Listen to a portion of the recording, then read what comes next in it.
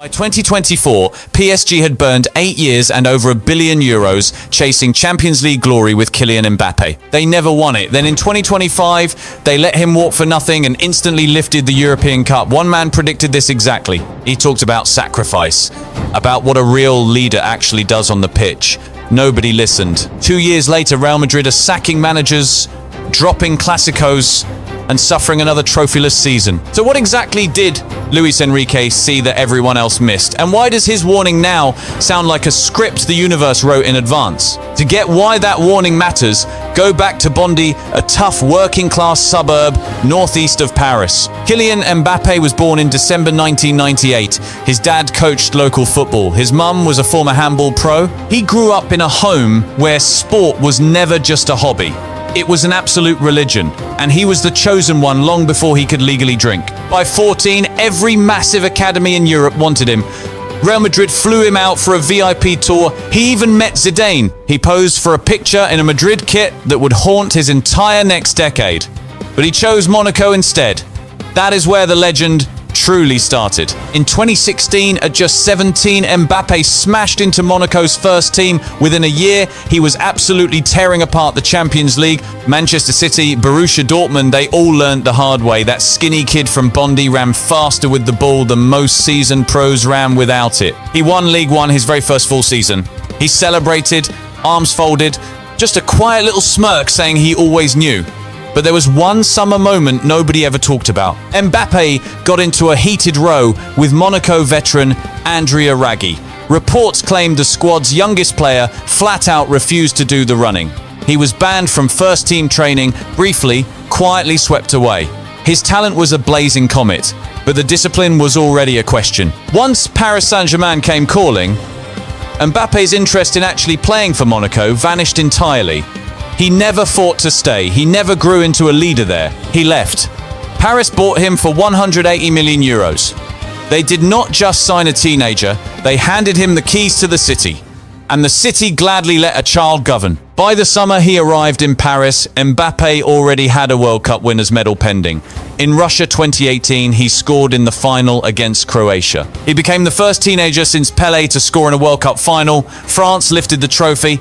Mbappe was just 19 and already one of the most famous athletes alive. For the next 6 years, Paris completely belonged to him.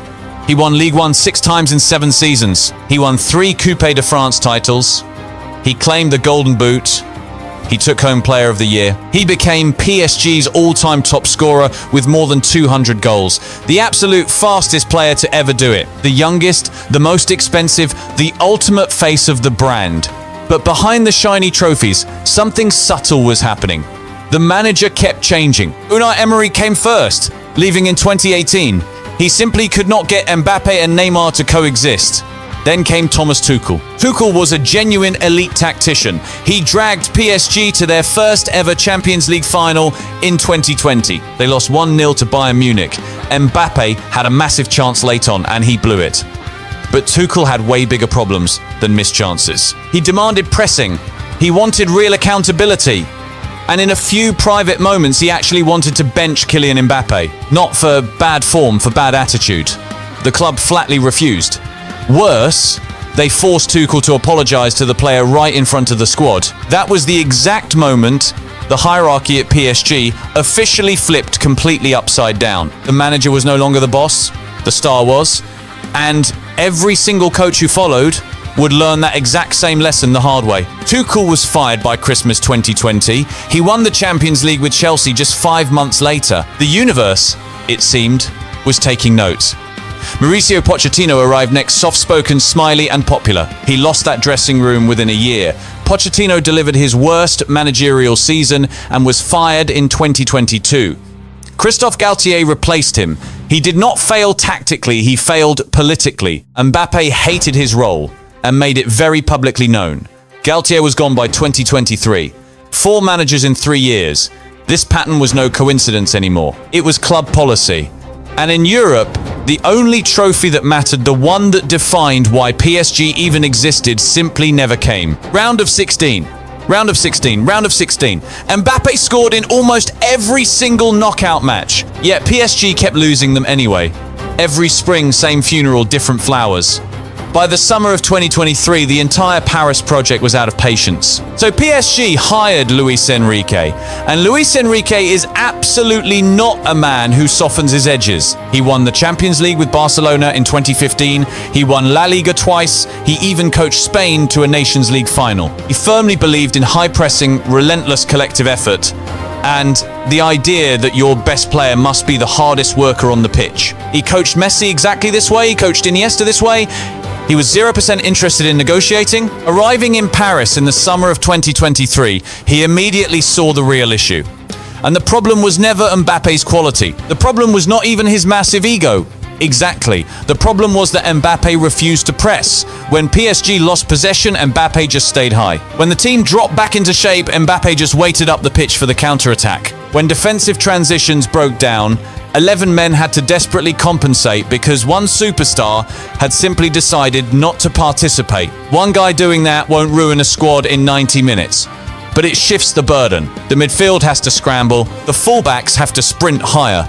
The tactical setup bends around that one missing piece until the entire shape shatters. Luis Enrique pulled Mbappe aside. He didn't bore him with tactics, he brought up Michael Jordan instead. He told Mbappe how Jordan defended like an absolute maniac, how he demanded pure sweat from every teammate.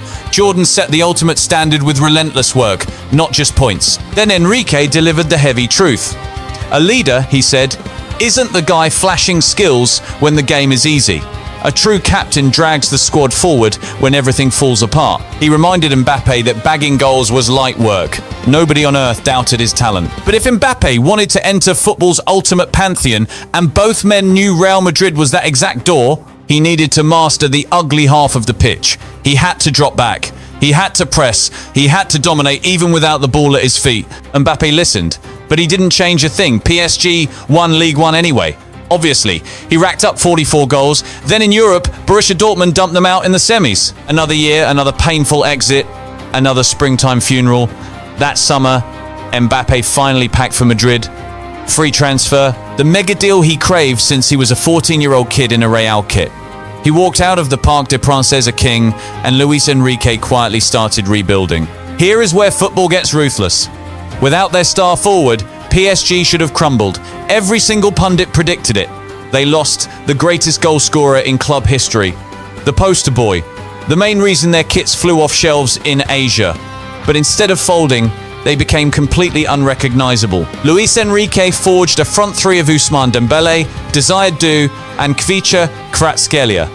Individually, nowhere near Mbappe's ridiculous fame or scoring stats. But together, they did exactly what he refused to. All three pressed relentlessly, sprinting like their lives were on the line. Dembele, the winger, completely written off after those nightmare Barcelona years, mutated into an entirely different beast. He led the charge.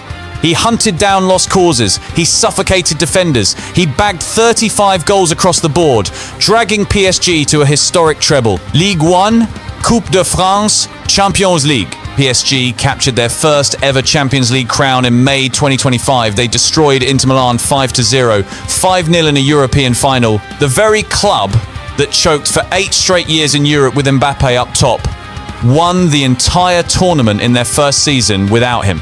By 5 clear goals, Ousmane Dembele took home the Ballon d'Or that year. Not Mbappe. Wasn't even close. When a reporter asked Enrique his secret, he praised total teamwork, pure commitment, and squad buy-in. He never once mentioned Mbappe's name. He really didn't need to. His old warning was spot on. The most gifted player on the roster had actually been their absolute ceiling, not the foundation. Once he walked away, that ceiling completely vanished. For Mbappe, watching from Madrid, this was supposed to be a minor footnote. Just a former club. A trophy he'd simply win himself the next season with the biggest club on the planet. But football didn't script it that way. When Mbappe landed at Real Madrid in the summer of 2024, the club simply didn't need him. Let that sink in. Madrid had just lifted their 15th Champions League. They had just conquered La Liga. They boasted Vinicius Jr., Jude Bellingham, Rodrigo, Federico Valverde, and a teenage phenom named Arda Güler. They had Carlo Ancelotti, a manager who possessed every trophy imaginable. And then they inked Kylian Mbappe anyway. The boardroom logic was dead simple. He's the best forward alive. He's a free agent. Why on earth not? The early warning signs were bizarre. Mbappe kicked off the season looking sluggish. missed penalties. In his first El Clasico, he completely forgot how the offside trap worked. He camped out miles behind the last defender as Vinicius played him through. The linesman's flag shot up instantly. Broadcast cameras zoomed in on Mbappe's face. Pure confusion, genuine blank confusion. He did eventually find his groove though. By season's end, he completely smashed Real Madrid's single-season goal record. 44 goals across all competitions, 31 in La Liga. He secured the European Golden Boot while Real Madrid literally lost everything. They dropped the Spanish Super Cup to Barcelona. They threw away the Copa del Rey final, again to Barcelona. They surrendered La Liga to Barcelona. Then Arsenal booted them entirely out of the Champions League during the quarter-finals. A brutal matchup where Declan Rice buried 2 free kicks and Bukayo Saka completely silenced the Bernabeu crowd. Madrid crashed out, losing 4-3. The only silver they scraped together was the UEFA Super Cup against PSG, ironically, and the Club World Cup. Empty, hollow hardware. Definitely not what the Galacticos signed him for. Ancelotti was sacked that summer. The mastermind who built their tactical harmony was out. The superstar who fractured it remained untouched. Madrid replaced the boss with Xabi Alonso. Young, incredibly hungry, a high-pressing tactician, and a strict disciplinarian. He had just marched Bayer Leverkusen to an invincible Bundesliga title. Alonso looked like the absolute perfect fit. Xabi Alonso lasted barely 6 months. January 11th, 2026, Riyadh, Saudi Arabia. The Spanish Super Cup final. Barcelona beat Real Madrid 3-2, Kylian Mbappe scored. But it just didn't matter. The Saudi night sky rained confetti, celebrating a 14th Spanish Super Cup for a triumphant Barcelona. Meanwhile, Real Madrid players dragged themselves off the pitch like men attending a funeral. What unfolded next is the stuff sports documentaries are made of. Spanish tradition dictates the losing squad forms a guard of honor for the champions, a humble ritual, a handshake in the shape of a tunnel. Barcelona had done it for Madrid previously. Madrid had done it for Barcelona too. It's exactly how Spanish football culture has operated for over 100 years. Xabi Alonso gave the firm order. Antonio Rudiger stepped up, walking toward the tunnel formation. The tired Madrid bench slowly began to assemble, but Kylian Mbappe completely refused. He froze, stood his ground, and then frantically gestured to his teammates. Broadcast cameras locked onto the moment he waved them away. He ordered them to walk off, to disrespect Barcelona entirely, to just leave. And they listened. The most prestigious club in European football, the club that built its whole identity on pride and tradition, left the pitch on the orders of a guy who'd been there 18 months. Back in the dressing room, sources say Xabi Alonso was absolutely furious. Alonso gave a direct order. A player overruled him. Even worse, the entire squad followed the superstar, ignoring their manager. That was the breaking point. The locker room was lost. The chain of command was dead. Alonso read it on every single face. He was the manager of Real Madrid, but he wasn't really in charge of anything anymore. 4 days later, he was sacked. Officially, the board blamed results. Madrid had slipped behind Barcelona in La Liga. They drew games they should have won. They lost to Benfica in the Champions League, dropping to 9th in the new format. But off the record, everyone in Madrid knew the real story. The exact same thing that broke Thomas Tuchel. The same pattern that ruined Mauricio Pochettino and swallowed Christophe Galtier whole. Kylian Mbappe owned the club now, and it was being run his way. For his biggest critics, this wasn't just proof. This was pure poetry. Years prior, Luis Enrique warned Mbappe he had to defend like Michael Jordan when the team lost the ball. He said a true leader drags the whole squad forward when the system breaks down. Now the system was broken, but the squad wasn't being carried, it was being ordered around. Huge difference. Enrique saw it coming, now the rest of Europe was catching on. Look at Madrid's 2025 to 2026 campaign. The pattern Enrique called out is impossible to ignore. It is not a theory anymore, it is historical fact. Mbappe started fast, 14 goals in his first 10 games. By October, Madrid sat 5 points clear at the top of the table. Signing him looked like pure genius. Then the cracks appeared, the exact same fractures. Whenever opponents pressed Madrid heavily, the squad had no structured exit plan, because their biggest star simply refused to press back. If Mbappe didn't score, nobody scored. He was doubling the goal output of the next best attacker on the entire roster. In January 2026, Madrid lost away to Benfica in Europe. Mbappe scored twice. It didn't matter. Madrid fell to 9th place. Following the defeat, Mbappe faced the media and claimed his team completely lacked consistency. He insisted real champions do not dominate one day and vanish the next.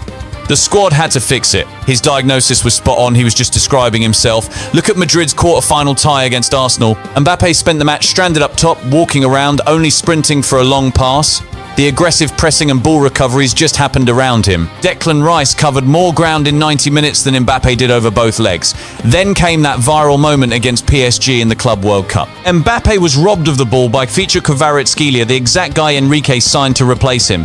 Mbappe stopped dead. Feature just dribbled away. Paris's new number 7 stripping the old number 7. A modern system completely humiliating the superstar. The whole tactical thesis inside a 10-second sequence. On pure individual talent, Kylian Mbappe is top 3 worldwide. Nobody can seriously argue that. He brings the blistering pace, the deadly finishing, and that ice-cold nerve. He won a World Cup, he holds golden boots, he owns the records. What he's missing is a Champions League. He doesn't have a single manager who survived his absolute peak. He lacks a squad that actually grows stronger around him rather than slowly falling apart. That burning question Luis Enrique asked him back in Paris will ultimately define the rest of his football career. Can raw greatness without defensive duty ever build a lasting dynasty? The stats say absolutely not. History shows that wherever Mbappe arrives, managers quickly vanish. The evidence shows his teammates become completely dependent on him until they stop functioning alone. And the very second a manager demands real accountability, the superstar wins the fight. And the boss packs up his desk. The cruelest irony? France actually works. It's the one squad where the crest matters more than the man. France reached the 2022 World Cup final because of him. The national team never collapsed around him. Yet, in club football, where he acts as the sun, the planets just keep crashing straight into him. Enrique won that argument because he understood a basic truth. 10 workers and one isolated superstar can win regular matches. But they won't win historical trophies. Goals secure games, but defense wins you titles. And right now at Real Madrid, Kylian Mbappe still scores goals like an absolute god. He just isn't winning anything that actually matters anymore.